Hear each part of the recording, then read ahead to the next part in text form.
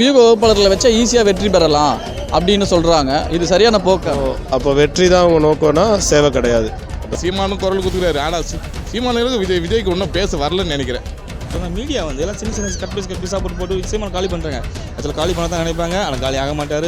இதுக்காக நீங்கள் ஒரு 3000 கோடி 4000 கோடி தனி ஒரு மனுஷனுக்கு செலவு பண்ணுறதுக்கு காமனாக இருக்கிற எல்லா மக்களுக்கு செலவு பண்ணிங்கன்னா அந்த மக்கள் அவங்கள தானாகவே ஜெயிக்க வச்சுட்டு போயிடுவாங்க. வரும்போது எப்படி காங்கிரஸ் முற்றிலுமா தமிழ்நாட்டுக்கு வெளியே போச்சோ, சீமான் வரும்போது திராவிடம் வந்து வெளியே போயிடும். ஆனால் விஜய் அவர்கள் மறுபடியும் கொண்டு வராருல திராவிடம். விஜயே வெளியே போயிடுவாருங்க. அதுக்கப்புறம் சீமான் வர்றது வந்து தமிழ் தேசியம் அப்படின்ற மாதிரி பேசிட்டு வரப்போ இங்கே வந்து அந்த இது செட் ஆகலை. ஏன்னா திராவிடத்தை மையப்படுத்தி இல்லாமல் இங்கே ஆள முடியாது தமிழ்நாட்டை. ஏன் அப்படி? இது தமிழ்நாடு தானே, நம்ம தமிழ்நாடு தமிழர்களுக்கான நிலப்பரப்பு தானே. ஒருவேளை விஜயகாந்த் அவர் மாதிரியும் சீமான் அவர்களையும் இந்த ட்ரோல் பண்ணி காலி பண்ணிடுவாங்க. அண்மையில் பிரசாந்த் கிஷோர் என்ற தேர்தல் வகுப்பாளரை விஜய் அவர்கள் வர வச்சாங்க. அதை தொடர்ந்து சீமான் அவர்களும் ஒரு கேள்வி எழுப்பினாங்க.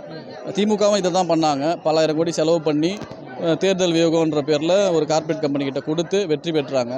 நீங்களும் வந்து பல கோடிகளை செலவு பண்ணி வெளியிலேருந்து வர வச்சிங்கன்னா, ஆட்களை வர வச்சு வேலை செஞ்சிங்கன்னா அவங்களுக்கு இங்கே இருக்க அரசியலை பற்றி என்ன தெரியும், இங்கே இருக்க பிரச்சனைகளை பற்றி என்ன தெரியும், இயற்கை வளங்களை பற்றி என்ன தெரியும் அப்படின்ற கேள்வியை சீமான் அவர்கள் எழுப்பினாங்க.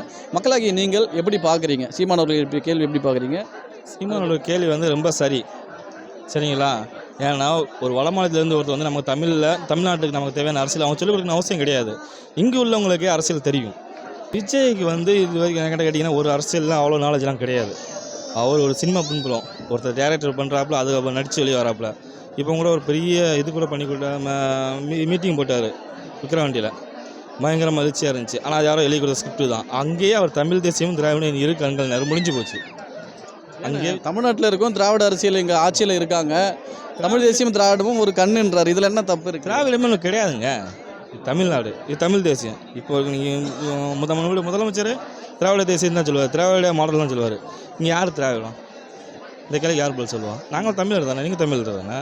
முதலமைச்சர் தமிழரா? அந்த கேள்விக்கு அவர் என்ன பதில் சொல்லுவார்? திராவிடர்னு சொல்லுவாரா, தமிழர்னு சொல்லுவாரா? திராவிடர்ன்றாரு. அவர் திராவிடர்னா அப்போ தெலுங்கரா? அப்போ நம்ம முதலமைச்சர் தெலுங்கரா? திராவிடம்னா தெலுங்கர்களா? தெலுங்கர்னு எப்படி சொல்ல முடியும்? அப்போ நான் தமிழர் இல்லை, ஏன் தமிழ் தேசியம் சொல்லிட வேண்டியதானே? தமிழ் மாடல் சொல்லிட வேண்டியதானே? அரசியலை சொல்ல முடியாதுல்ல அவரால். அவர் திராவிடன்னு ஒன்று அவர் அப்பா கலைஞர் உருவாக்குனது தெரியாமல் அதை ஃபாலோ பண்ணிகிட்டே இருக்காங்க. சீமான் வந்தார், திராவிட அழியாது. எப்படி டீமுக்கு வரும்போது எப்படி காங்கிரஸ் முற்றிலுமா தமிழ்நாட்டுக்கு வெளியே போச்சோ, சீமான் வரும்போது திராவிடம் வந்து வெளியே போயிடும். ஆனால் விஜய் அவர்கள் மறுபடியும் கொண்டு வராருல திராவிடம். விஜயே வெளியே போயிடுவாருங்க. ஒன்றாவது கமல்ஹாசன் தான் விஜய். ஏன் அப்படி சொல்கிறீங்க? ஏங்க ஒரு இன்டர்வியூ கூட கொடுக்க மாட்டாருங்க. கேட்டால் நான் வெளியே வந்தால் மக்கள் சூழ்ந்து அவனை நெரிச்சிடுவாங்க. என்றைக்கு எப்படி ஓட்டு கேட்க வர முடியும்? ஓட்டு கேட்க வர வீடு வராமல் இப்போ கேட்க முடியும்? என்ன அரசியல் அது? மக்கள் தேர்தல் வகுப்பாளர்லாம் வச்சு வேலை பார்க்குறாங்க. இப்போ எங்களையும் சாதாரண ஒரு பிரச்சனை போய் சொல்கிறேன். அண்ணன் யூனிவர்சிட்டியில் நடந்த பிரச்சனைக்கு அந்த ஸ்பாட்டில் அந்த இடத்துல ஒரு சின்ன ஒரு ஒரு மெசேஜ் கூட சொல்லலாம், தப்புன்னு கூட சொல்ல மாட்டார். எவ்வளோ பிரச்சனை இருக்குது எதுவுமே சொல்ல மாட்டார். விஜயோட அரசியல் அப்டேட் கிடையாதுங்க. அவங்களுக்கு அவர் பின்னாடியும் பெருத்த இளைஞர்கள் போகிறாங்களே. அது வந்து அவங்களாம் விஜயோட ஃபேன்ஸு, அவ்வளோதான். ஃபேன்ஸ் போட்டுலாம் ஒருத்தர் ஜெயிக்க முடியாதுங்க. 15 வருஷம் சீமான் ஒருத்தன் கத்திட்டு இருக்காங்க, அவனே ஜெயிக்க மாட்டாங்க மக்கள். இவன் வந்து கத்தவே இல்லைங்க. இன்னும் 10 வருஷம் சீமான் வெறும்னே கத்திட்டு மட்டும்தானே இருக்கார் 15 வருஷமா. நீங்கள் கத்துறதா நீங்கள் என்னைக்கா ஒரு ஒவ்வொரு மேடையிலையும் 2 மணி நேரம் பேசுவார். அது 2 மணி நேரம் பேச நீங்கள் பார்த்தீங்கன்னா தெரிஞ்சிடுவோம் அவரோட அரசியல் என்னன்ட்டு. அவ்வளோதான், அங்கேயே முடிச்சிருவாங்க. அங்கே எல்லாம் ஒரு இப்போ என்ன சொல்கிறாங்க, மீடியா வந்து எல்லாம் சின்ன கட் பீஸாக போட்டு சீமான் காலி பண்ணுறாங்க. அதில் காலி பண்ண தான் நினைப்பாங்க, ஆனால் காலி ஆக மாட்டார். ஒரு காலத்தில் எல்லாத்துக்கும் புரியும். தமிழ் தேசம் வலுப்பெறும், திராவிடாலையும் 0 ஆயிருந்துறாங்க. ஒருவேளை விஜயகாந்த் அவர் மாதிரியும் சீமான் அவர்களையும் இந்த ட்ரோல் பண்ணி காலி பண்ணிடுவாங்க. முடியாதுங்க. அப்போது வந்து மீடியா கையில் இருந்துச்சு. இப்போ மீடியா நம்ம கையில் இருக்குது, மொபைலில். நான் ஃபுல்லாக பார்த்துருந்தேன். நான் போய் கற்றுக் கொடுக்க தான் செய்கிறேன் கொஞ்சம். அது மாதிரி கற்றுக்குப்பாங்க கண்டிப்பாக. இப்போ இளைஞர் கற்றுக் கொடுப்பாங்க. அவங்க அப்போ எங்கள் அம்மா ஓட்டு போட சொல்லுவேன், என் பிள்ளைக்கு என் ஒய்ஃபுக்கு நான் தான் சீமான் ஓட்டு போட சொல்லுவேன். அது மாதிரி வருங்காலம் சொல்லும். கண்டிப்பாக சீமான் போய் ஜெயிப்பார். அவர் சொல்கிற கருத்து கரெக்டு தான். மக்களுக்கு என்ன தேவையோ அதை செஞ்சாலே அவங்க ஓட்டு போட்டு கண்டிப்பாக ஜெயிக்க வச்சுருவாங்க. இதுக்காக நீங்கள் ஒரு 3000 கோடி 4000 கோடி தனி ஒரு மனுஷனுக்கு செலவு பண்ணுறதுக்கு காமனாக இருக்கிற எல்லா மக்களுக்கு செலவு பண்ணிங்கன்னா அந்த மக்கள் அவங்கள தானாகவே ஜெயிக்க வச்சுட்டு போயிடுவாங்க.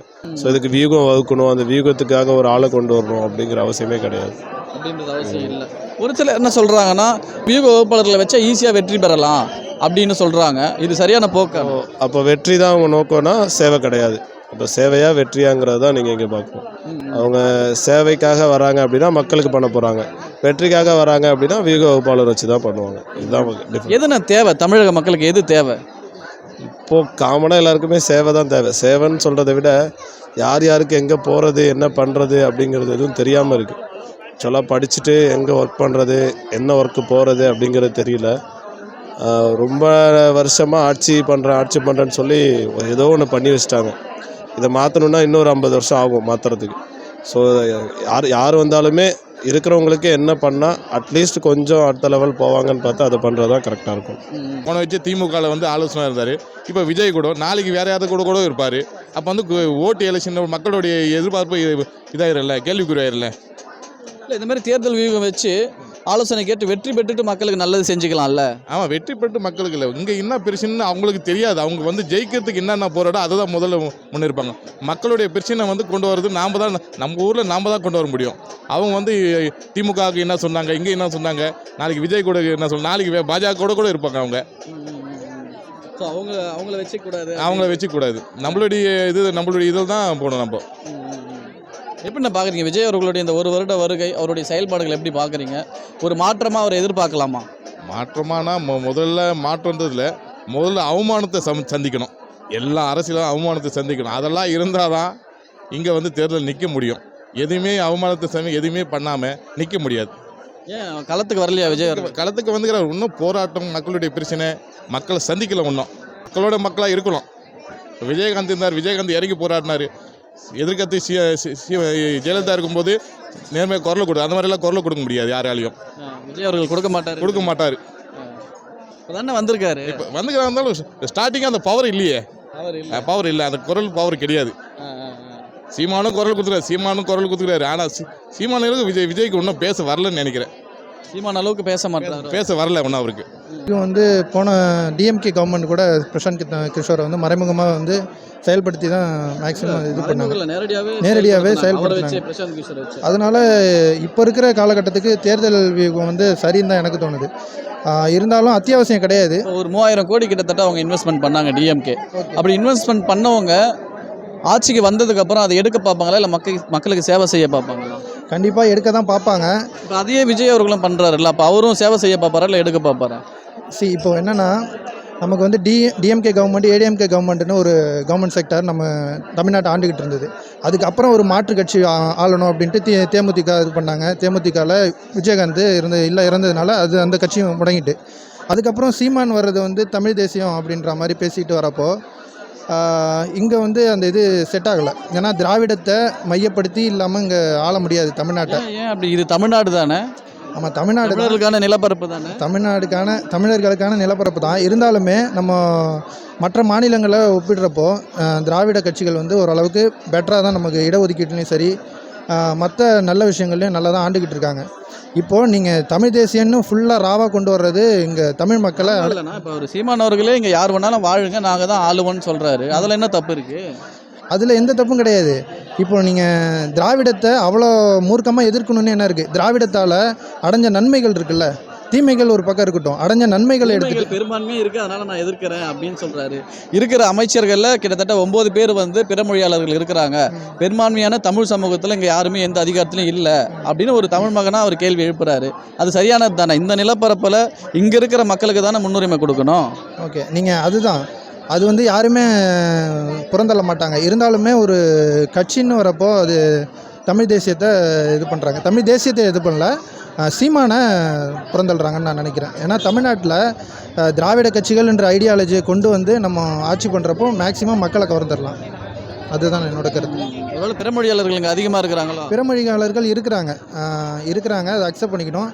இருந்தாலும் சீமான் வந்து இவங்க 2 கட்சிகளுக்கு மாற்றாக வந்து யாரும் இப்போ எடுத்துக்க மாட்டுறாங்க. மேக்ஸிமம் விஜய்க்காக தான் வெயிட் பண்ணுறாங்க. ஏன்னா மாற்று கட்சிக்கு எல்லாருமே விரும்புகிறாங்க. இப்போ மாற்றம்னு சொல்கிற அவரும் எப்படி, இப்போ மக்கள் அரசியல்ன்றது வேறு, அவங்களுக்கு வந்து வியூகெல்லாம் தேவையில்லை. மக்களுக்கு நேரடியாக மக்கள் பிரச்சனைக்கு களத்துக்கு போகணும், இல்லை மக்களுக்கான தேவைகளை நம்ம பூர்த்தி பண்ணாலே, மக்களுக்கான சேவைகளை செஞ்சாலே மக்கள் நம்ம பக்கம் வரப்போகிறாங்க, நமக்கான ஆட்சி அதிகாரத்தை கொடுக்க போகிறாங்க. இதுதான் மக்கள் அரசியல். இப்போ திமுக அதை பண்ணாமல் தான் தேர்தல் வியூகம் வகுக்குது, வெளி மாநிலங்கள்ந்து ஆளை கூட்டின்னு வந்து வேலை செய்து 3000 கோடி 4000 கோடி கொடுத்து அது இல்லாமல் ஓட்டுக்கு பணம் கொடுக்குது. இப்போ மாற்றம்னு எதிர்பார்க்குற விஜய் அவர்களும் இதை பண்ணால் இது மாற்றமா?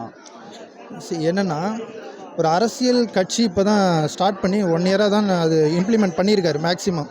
இப்போ வந்து இதுக்கு இந்த 2026க்கு அவருக்கு வந்து தேவைப்படுது. ஏன்னா ஒரு பெட்டரான ஒரு அரசியல் கொண்டு போகணும் அப்படின்னா ஒரு வியூகம் வேணும். ஏன்னா இதுக்கு முன்னாடி நம்ம அவர் புஷி ஆனந்த் அவரோட இதில் தான் அவர் கண்ட்ரோலில் தான் மேக்ஸிமம் அந்த பயணத்தை போயிட்டு இருந்தது.